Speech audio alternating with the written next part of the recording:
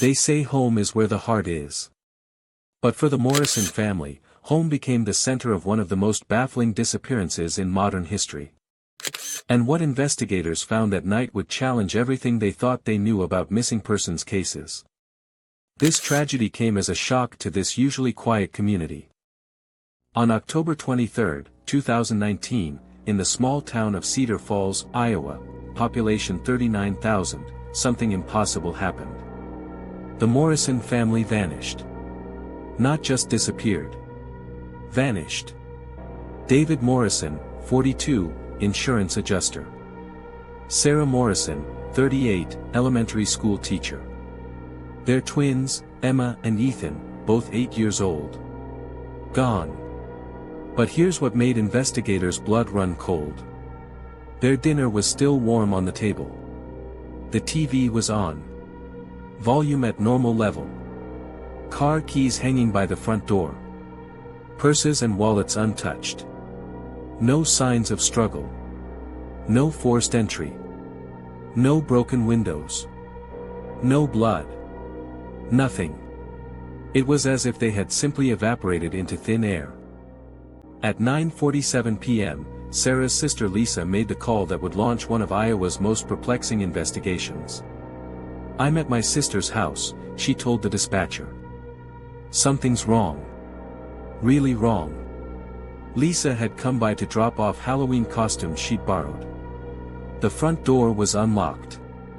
Lights were on throughout the house. And that's when she saw it. 4 plates of spaghetti and meatballs. Still steaming. 4 glasses of milk. Still cold.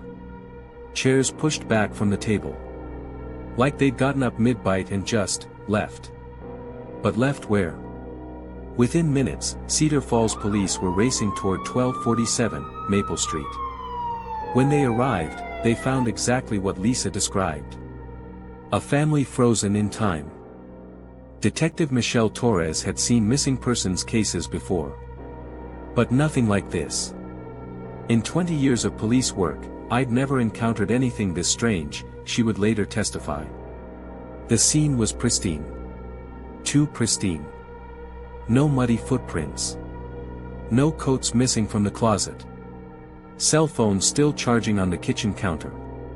The family dog, a golden retriever named Max, was found locked in the basement. Alive. Unharmed. But visibly distressed. Why was the dog locked away? Torres began interviewing neighbors. The responses only deepened the mystery. Mrs. Henderson, 67, lived next door. "I saw David mowing the lawn that afternoon.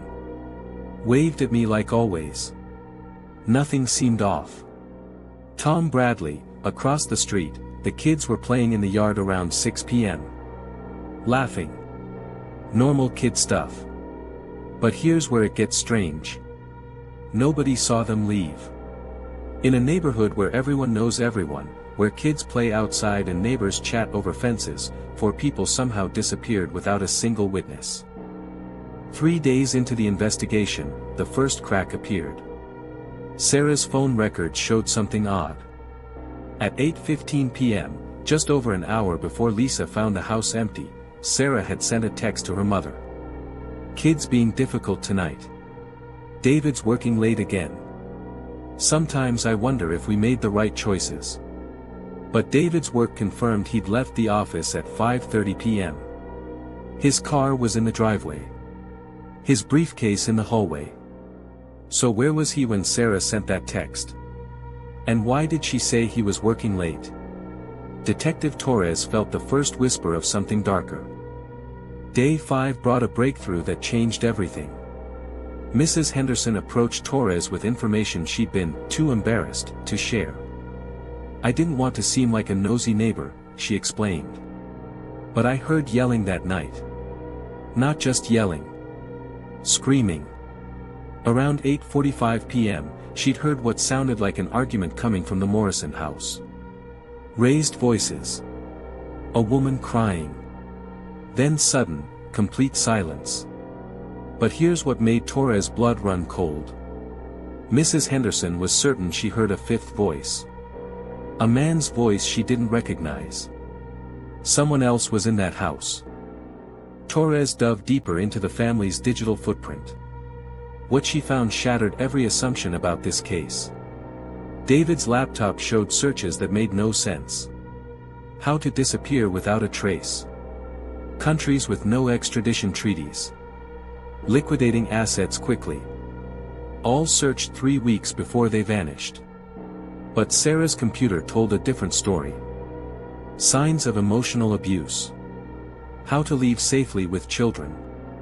Domestic Violence Resources Iowa. 2 different narratives. 2 different plans. What were they running from? Or who were they running from?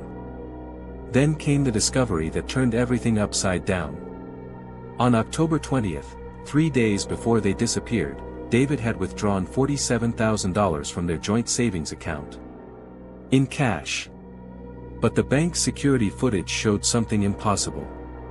David wasn't alone at the bank.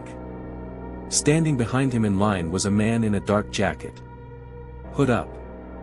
Face obscured. The same man appeared in 3 different camera angles. Always watching David. Always staying just out of clear view. Always there.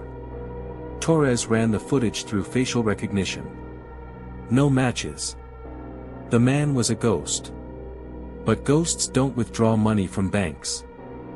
6 months into the investigation, a jogger found something in Hickory Creek, 12 miles outside Cedar Falls. Sarah's wedding ring. Still attached to a severed finger. The Morrison family hadn't vanished. They'd been murdered. But by who? And why stage such an elaborate disappearance? The answer came from an unexpected source. David's life insurance policy had a clause that investigators had missed.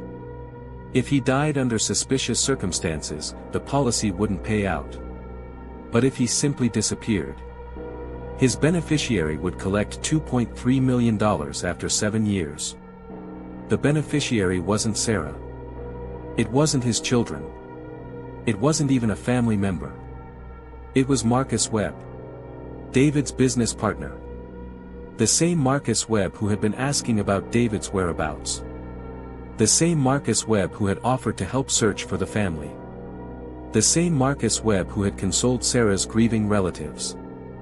When police searched Webb's property, they found the Morrison family's remains buried in his backyard garden. But they also found something else. A detailed plan, written in David's handwriting, outlining the fake disappearance. David had discovered Webb embezzling from their insurance firm. Instead of reporting it, David had tried to blackmail his partner. The plan had been David's idea. Stage their disappearance. Let Webb collect the insurance money. Split it later. But Webb had other plans. Why share $2.3 million when you could keep it all? In custody, Webb finally confessed. He'd killed David first. Made it look like David was working late. Then waited for Sarah and the kids to return from dinner. Forced Sarah to send that final text to her mother. Killed them all. Spent hours cleaning the scene. Made it look like they'd vanished mid-meal. The warm dinner. Webb had reheated it. The unlocked door. Webb had unlocked it as he left. The dog in the basement. Locked away so it wouldn't bark during the murders. What seemed like an impossible disappearance was actually a carefully planned execution. Marcus Webb was convicted of 4 counts of first-degree murder. He received life in prison without the possibility of parole. The Morrison family was finally laid to rest. But the case left everyone asking the same question. How well do we really know the people in our lives? David Morrison thought he knew his business partner. Sarah Morrison thought she knew her husband. The community thought they knew the Morrisons. They were all wrong. Sometimes the most ordinary people are capable of the most extraordinary evil. And sometimes, the person sitting across from you at dinner has already decided you're not going to see tomorrow. The house on Maple Street sits empty now. New owners can't be found. The neighbors say it feels cursed. But those who remember the Morrison family know the truth. Evil didn't live in that house. Evil just visited one October night. And when it left, it took everything with it. The case remains a stark reminder that in the world of true crime, the most shocking revelations often come from the people we trust the most. Thank you for watching Echoes of Crime. For more true crime and mysterious cold cases, like, subscribe and turn on the notification bell.